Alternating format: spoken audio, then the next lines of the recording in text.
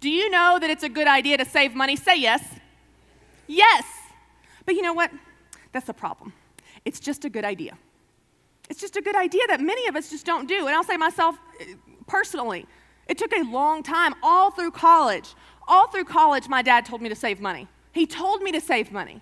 And I said, yes, I understand what you're saying.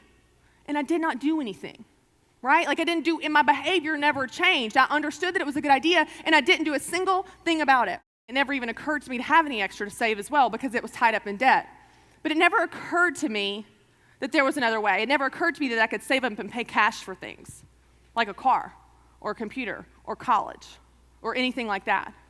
Because one of the things that we know really, really well is our habits are stronger than our head knowledge. What you do day to day is stronger than what you know. And so it doesn't really matter if you know that it's a good idea to save if you never save.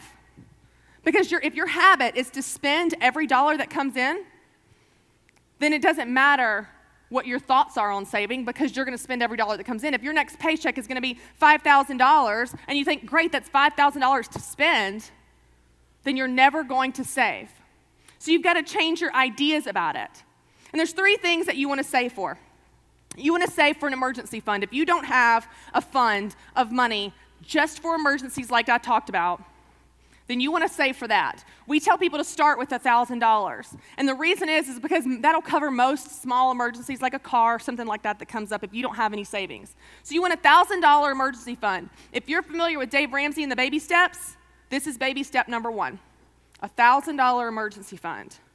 What that does is that gives you a little bit of relaxation. So when you approach the debt snowball, which is baby step number 2, to pay off all your debts with the debt snowball, when you approach that, you really feel good about cutting up those cards because you know you have cash. You don't depend on those cards to be your emergency plan anymore. So the first thing you want to save for is an emergency fund. The second thing you want to save for would be large items, like a car, or maybe a computer. Now, for the purposes of debt and saving, we're not talking about mortgages here. We're just talking about consumer debt, so anything other than a mortgage. And we realize a mortgage is a reality. But everything else that you save up and pay cash for them, even really, really, really big things. And the third thing you want to save for is for your retirement. For your retirement, this would be investing. You want to sit down with an investment professional to put money towards your retirement. And that's baby step number 4. Baby step number 3 is to get a fully funded emergency fund, which is 3 to 6 months of your expenses to cover a job loss, to cover some type of family emergency. So baby step 1, a $1,000 emergency fund. Baby step 2 is to pay off all your debts. Baby step 3 is a fully funded emergency fund, which is 3 to 6 months of expenses. And baby step 4 is investing, and that's the third thing you want to save for is investing in retirement. And it's interesting because saving really is the exact opposite of debt. We talked about debt in the first part where you want to protect your income, but saving is the exact opposite of that.